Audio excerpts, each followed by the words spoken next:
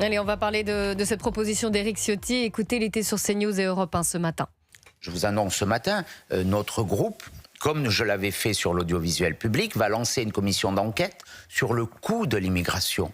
Il faut qu'on ait la vérité des chiffres, parce qu'on nous ment depuis des années. On nous dit qu'on a besoin d'immigration pour travailler, mais ceux qui arrivent ne viennent pas travailler. Et ils représentent aujourd'hui une charge lourde, trop lourde, pour notre pays. Et M. Macron est le premier responsable de cette situation.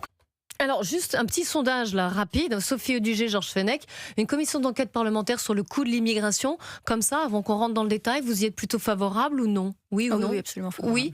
Et vous, Georges Fenech? Oui, il faut qu'il y ait une transparence là-dessus, bien sûr. Alors, mais pourquoi? Il dit on nous ment. C'est vrai ça? Il y a eu des dizaines de rapports, non, sur le coût de l'immigration. On n'a pas les chiffres réels? Non, parce que ça dépend ce qu'on met dedans. D'abord, l'immigration, il y aura toujours d'immigration. On ne peut pas prôner une immigration zéro. Ça n'a pas de sens, évidemment. Et on peut avoir des métiers en tension, on peut avoir besoin de main-d'œuvre, etc. Mais la vraie difficulté, c'est qu'aujourd'hui, on n'a plus la maîtrise des flux migratoires et qu'il y a une immigration qui arrive de partout et qui n'est plus contrôlée. Bon, ça a un coût important. On sait, par exemple, certains postes, on les connaît. L'AME, on sait ce que ça coûte, 1 milliard. Donc l'aide médicale d'État. 200 millions à peu près, oui. Mais on risque d'avoir... Et puis moi, je dirais, il n'y a pas que le coût matériel de l'immigration. Il y a un coût encore beaucoup plus lourd, beaucoup plus important pour notre pays. C'est le coût immatériel. Que deviendrait notre pays dans ses valeurs, dans sa culture, dans son éducation, dans sa langue? Ça n'est pas chiffrable. C'est un coût irrémédiable, je dirais, si on laisse cette idée d'un certain Mélenchon de vouloir remplacer un peuple par un autre peuple. Vous voyez ce que je veux dire? C'est ça, moi, le coût qui m'inquiète le plus, c'est ce coût immatériel pour ce que représentent les valeurs de la France, etc. Mais attention, ne vous méprenez pas sur ce que je suis en train de dire. Ce que je veux dire, pour moi, c'est une immigration contrôlée, c'est bon, c'est nécessaire pour un pays, mais une immigration sauvage, on n'a pas le temps ni les moyens d'intégrer, d'assimiler, parce qu'il faut assimiler ces populations qui arrivent, ça peut avoir un coût désastreux, le fameux face-à-face de Gérard Collomb, les fractures sociales, identitaires, on voit ce qui se passe dans certaines communes qui ont été gagnées notamment par des maires LFistes, c'est un coût qu'on ne peut même pas chiffrer tellement il est énorme. Alors pour l'instant, Éric Ciotti parle du coût matériel sur les chiffres.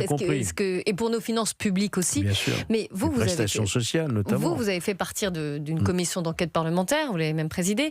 Qu'est-ce que ça change une commission d'enquête parlementaire? Pourquoi lancer cette idée-là? Qu'est-ce que ça offre de plus, j'allais dire, sur ce sujet? Une commission d'enquête a des moyens que n'ont pas d'autres institutions ou même des ministères, puisque lorsqu'une commission d'enquête exerce ses missions, elle possède des pouvoirs tout à fait exorbitants, des pouvoirs du type judiciaire, comme un juge d'instruction. Elle fait prêter serment. Déjà, vous faites prêter serment. Donc, si vous ne dites pas la vérité sur un certain nombre d'éléments, vous risquez des poursuites pénales pour faux témoignages. Elle peut faire des perquisitions. Donc, on a une instance, commission d'enquête parlementaire, qui est indépendante et qui a des pouvoirs très importants pour aller rechercher les véritables chiffres et avoir les éléments. Et si on ne lui apporte pas, elle peut aller les saisir elle-même.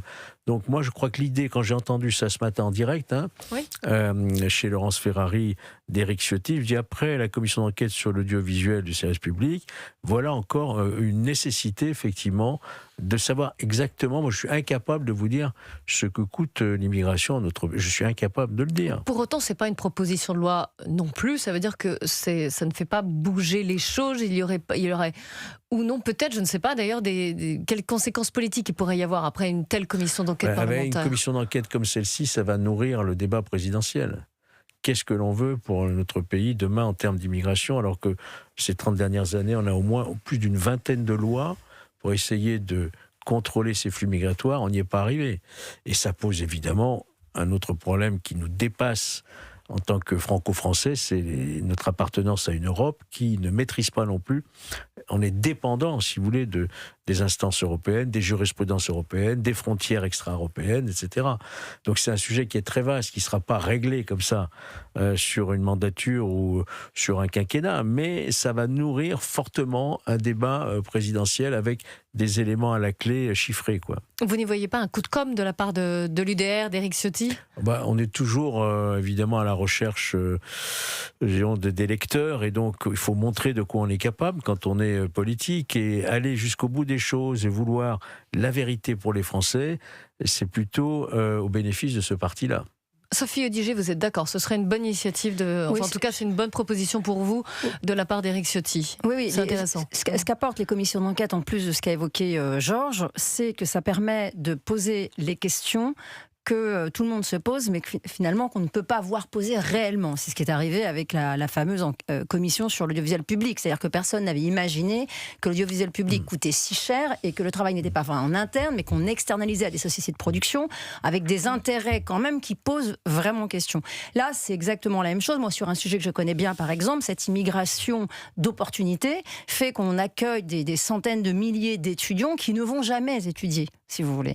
Donc, c'est très important de connaître les chiffres de ça, par exemple, et tous les coûts qui sont induits par cette immigration non contrôlée. Puis ensuite, une fois que la commission a terminé ses travaux, vous le savez, elle fait des préconisations. On va bientôt connaître celle sur l'audiovisuel. Moi, lorsque je présidais la commission sur les attentats de Paris, on a fait 40 propositions de réforme, à tout point de vue, sur les forces d'élite, sur la sécurité, etc. Elles sont toutes passées aujourd'hui. C'est quand même une grande satisfaction. Exactement. Elles ont toutes été adoptées par les gouvernements successifs. Ça peut prendre du temps, mais effectivement, donc, vous voyez, ça influe sur le débat. Effets. Allez, parlons de la relation franco-algérienne. Vous vous souvenez de la phrase d'Emmanuel Macron sur les maboules, je cite, qui veulent nous fâcher avec l'Algérie. Bruno Retailleau, qui visiblement s'est senti très visé, a répondu. Il avait déjà répondu. Et puis là, il a écrit une lettre. Il a donné une interview ce matin.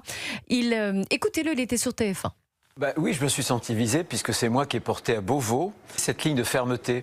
Mais le problème, c'est pas ma personne. Le problème, c'est la France, c'est les Français. Et le rôle du président de la République, c'est de faire en sorte que la France soit respectée. Qu'elle ne soit pas un paillasson sur lequel M. Tebboune essuie ses chaussures. La mission d'Emmanuel Macron, d'un président de la République, c'est de protéger les Français, notamment contre ces OQTF très dangereux que toujours l'Algérie refuse de reprendre sur son territoire. Mais donc, avec l'Algérie, bien entendu, je pense qu'il a fait preuve de faiblesse. De faiblesse, mais la politique de fermeté de Bruno Retailleau a-t-elle été davantage payante ? Georges Fenech. Non, parce qu'il en a été empêché, en fait, d'aller jusqu'au bout de cette politique. Et vous vous souvenez qu'il avait quand même le soutien du Premier ministre François Bayrou, qui avait dit si dans un mois, on n'a pas des résultats en ce qui concerne les OQTF, les visas, on va revoir toute la politique des visas. Mais sauf qu'à l'Élysée a dit stop. Ils ont arrêté la fin de la récréation, ils l'ont sifflé, comme on dit, et il n'y aura pas de surenchère sur ces questions-là. Donc il y a eu une reculade de l'Élysée qui fait que M. Retailleau n'a pas pu effectivement faire monter, pas le bras de fer, mais en tout cas un rapport de force international qui s'inscrit dans les relations normales entre États. Il ne s'agit pas de fâcher l'Algérie, il s'agit de demander à l'Algérie de respecter le droit international. Le droit international, il dit quoi ? Il dit lorsqu'il y a un étranger qui fait l'objet d'une expulsion, son pays d'origine doit le reprendre. Or, ils ne le reprennent pas. Ils ne respectent pas le droit international. Il ne s'agit pas de fâcher quelqu'un en lui demandant simplement de respecter la loi internationale. Il s'agit de le ramener à la raison. C'est pour ça que le traité de Maboul, ce qui veut dire fou en arabe, je suis étonné d'ailleurs que le président emploie l'arabe au lieu du français dans cette intervention. Enfin bon, c'est peut-être subliminal, je n'en sais rien. Mais je veux dire, on n'est pas fou quand on veut défendre les intérêts de la France dans un rapport de loyauté, mais de fermeté vis-à-vis de ses partenaires. Autre polémique de la semaine, et Sophie Odiger, vous vouliez absolument revenir dessus, c'est les propos de Cécile Duflot sur RMC la semaine dernière. On l'écoute. Si on dit par exemple des chevals au lieu de des chevaux, on comprend. Mais tout le monde et tous les adultes vont reprendre des enfants. Alors que on pourrait dire animal, animaux. Les animaux, ça doit toujours être AUX. Non, pas du tout. Parce que les chacals, c'est des chacals. Les narvals, c'est des narvals. C'est pas des narvaux. Tu sais pas pourquoi.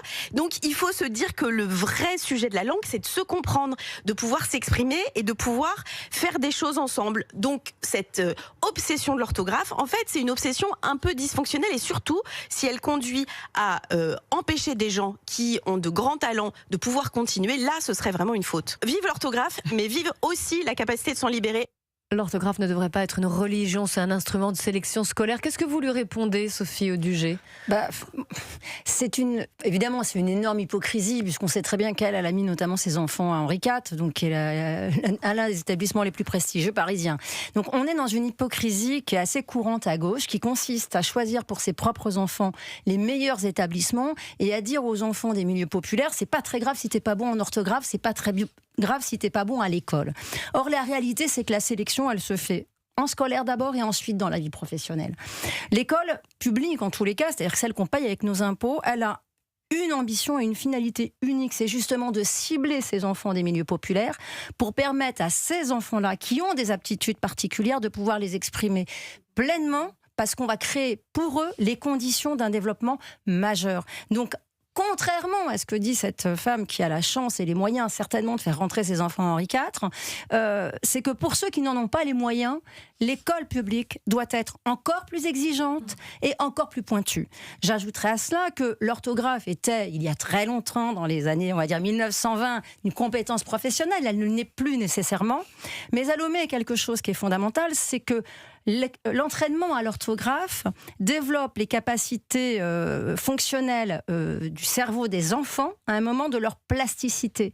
C'est-à-dire que si on leur enlève ça, on leur enlève d'autres aptitudes cérébrales qui vont leur servir pour tout et qui sont transversales. Donc ce qu'elle dit est une énorme bêtise et il faut surtout évidemment à chaque fois prendre le temps d'expliquer pourquoi les apprentissages exigeants des fondamentaux sont nécessaires pour développer les aptitudes de tous les enfants et notamment ceux qui font partie de milieux qui n'ont pas nécessairement les meilleures conditions à la maison, c'est-à-dire beaucoup de livres qui sont très stimulés, etc., etc. Et importance des règles et de l'orthographe en général. On reprend nos livres, nos Becherel, entre autres aussi. C'était à ça que